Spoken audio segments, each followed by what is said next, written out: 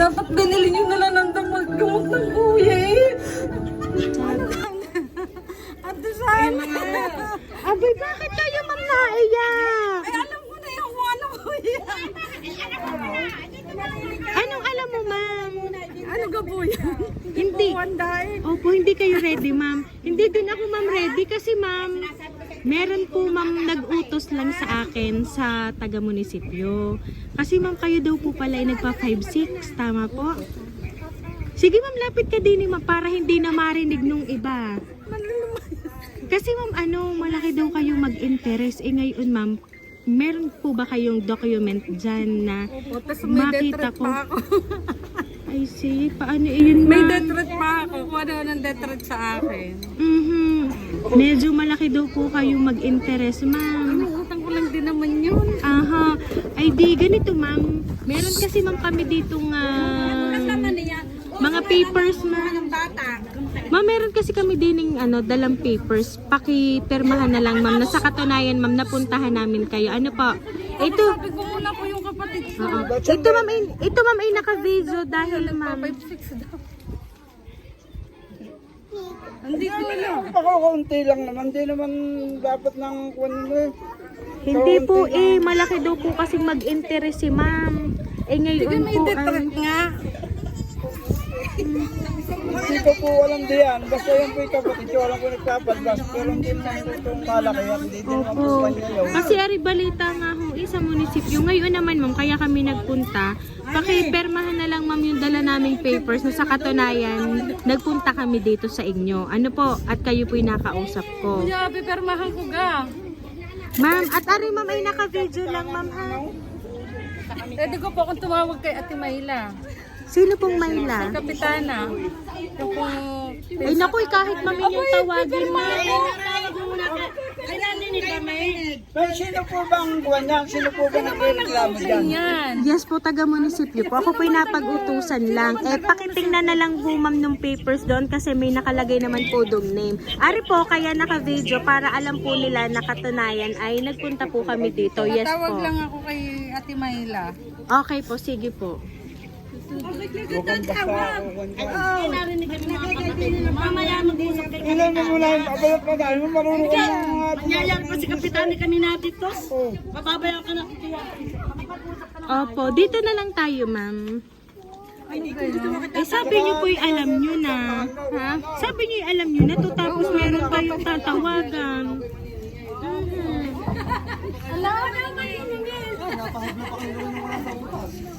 Ay, sayang pala po ma'am ay meron na kayong death threat. Aba naman, bakit naman ganyan? Sige ma'am, lapit kayo din eh. Papasahin mo ba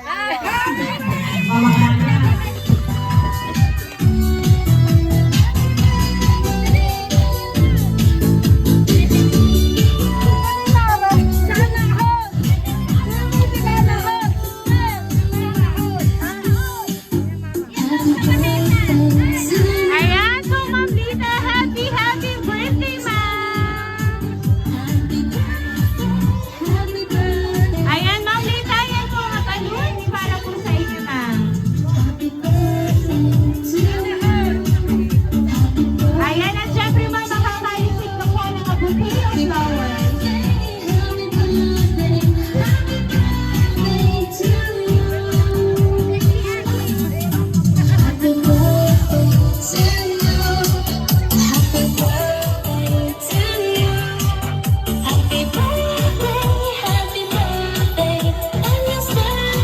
Ayan, nasa Ma'am Lita dahil na birthday mo ma'am.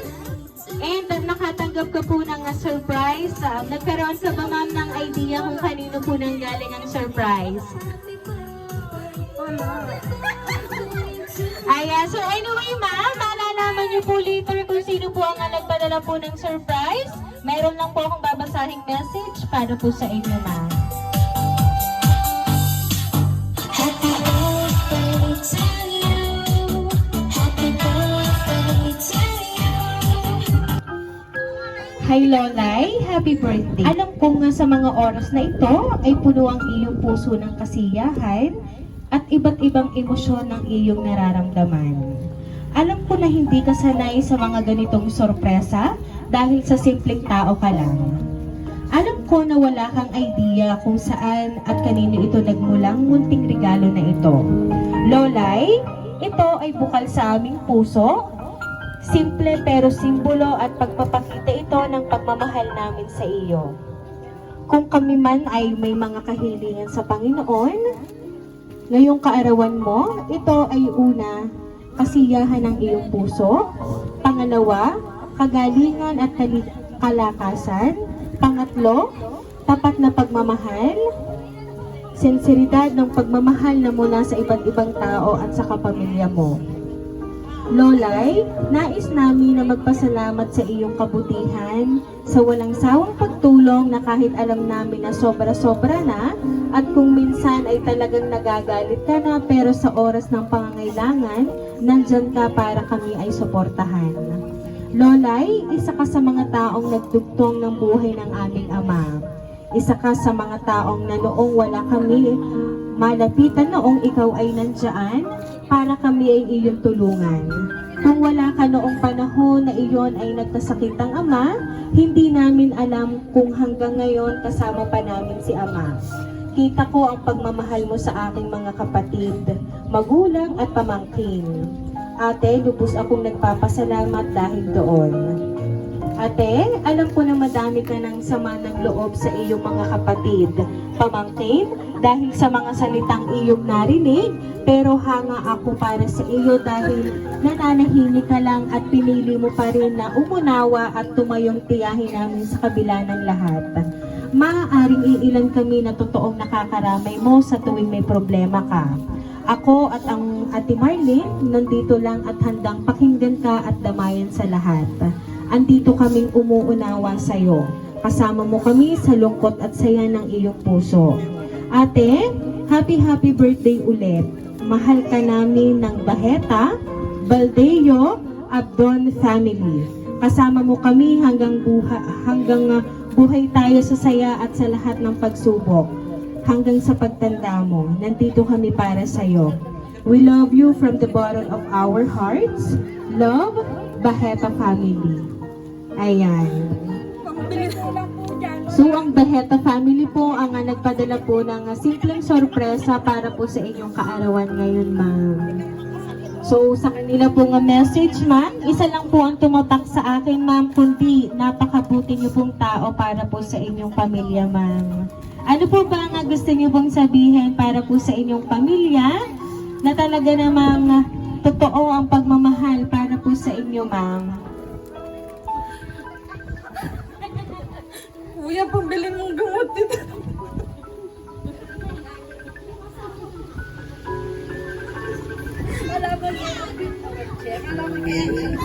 Dapat binili niyo na lang ng gamot ng kuya eh.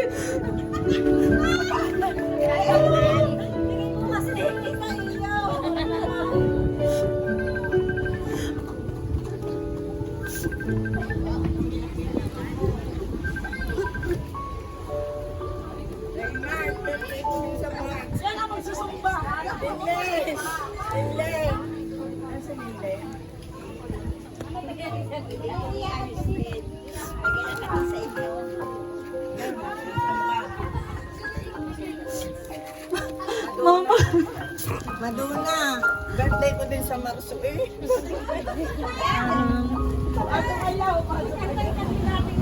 Mga tao nakakakilala sa akin. Kung ano man yung nandito, ako yun.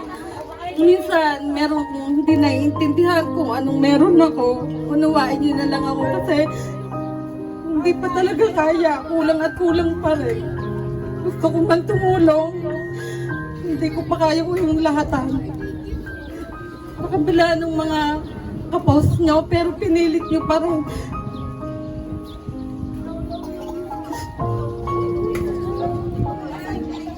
Ano pang kulang eh? Hindi sapat eh. Dapat kuya pambili mo to ng gamot eh. Dapat sa totoo lang, pero pinilit mo pa rin. Pinilit niyo pa rin. Pagpasensyahan niyo ako kasi kulang at kulang pa rin ako. Pero masakit sa kalooban ko na tuwing lalapit kayo, wala akong maibigay. Pagpasensyahan niyo ako.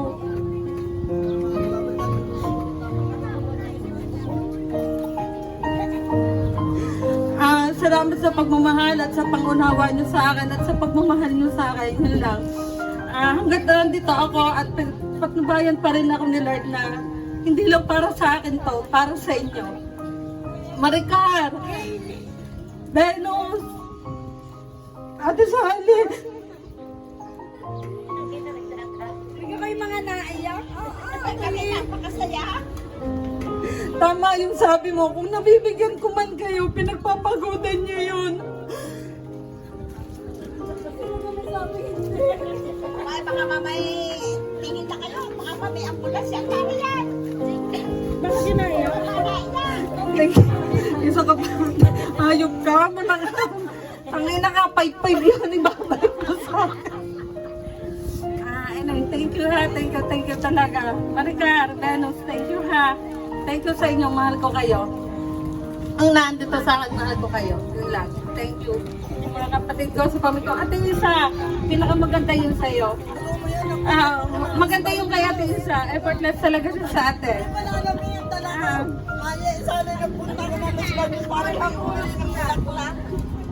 Hindi ako sanay ng ganitong surpresa kasi ako yung nagpapasurprise sa kanila pero hindi ako sanay talaga. Ako yung simpleng tao lang. Maliit na bagay, sobrang pinahalagaan ko yun. Kaya sobrang thank you. Sobra to. Alam kong kapos pero pinilit yun talaga magpasaya ko. Thank you so much. Kuya! Nandun nilang nga kapag wala ka pambiling kamot. Kung wala man minsan, kahit sa pantong mo na lang. Sasagutan na kita. Thank you, Kuya. Thank you. So, Ma'am Lita, talagang inyo pong kalooban ay napakabuti po. Ayan, talaga naman pong kitang-kita po dun po sa mensahe po nga ginawa nila para po sa inyo. And sabi nyo nga po, kayo po yung nagpapasurprise po sa kanila, sa pamilya nyo. Pero ayan po, sila naman po yung gumawa ng way para po kayo ay mapasaya ngayon po nga birthday nyo. At talagang yan naman po kahit napakasimple po ang hatid na sorpresa po sa inyo, ay iyan po ay galing talaga sa puso nila. Talagang ang pagmamahal po nila sa inyo ay sobra-sobra at deserve nyo po yan, ma'am. Ayan. So kaya naman po, Ma'am Lita, once again po, happy birthday!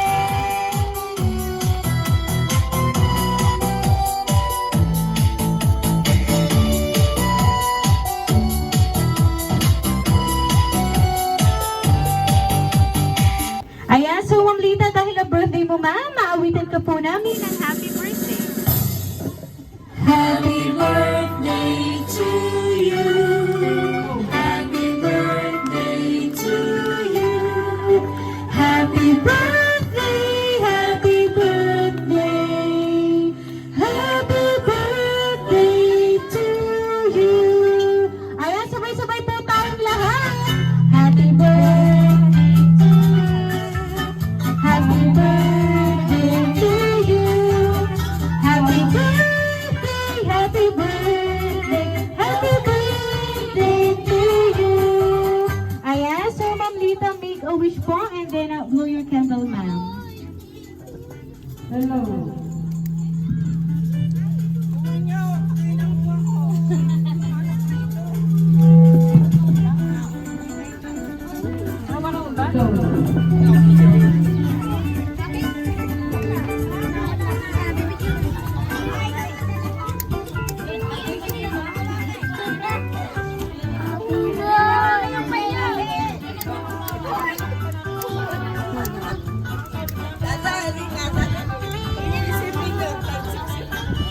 Ayan, so Ma'am Lita, once again po, happy birthday!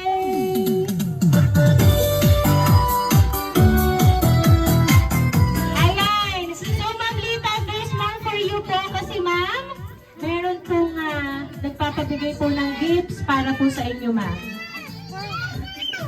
Ayan. Happy birthday, happy birthday,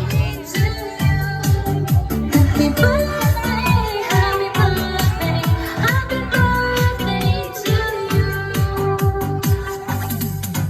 Happy birthday to Ayan, so ma'am, paki-open na lang po, ma'am. Meron pong nakalagay dyan, ma'am, kung kanino po nanggaling ang mga gifts na yan. happy birthday, someone tonight. Happy birthday to you.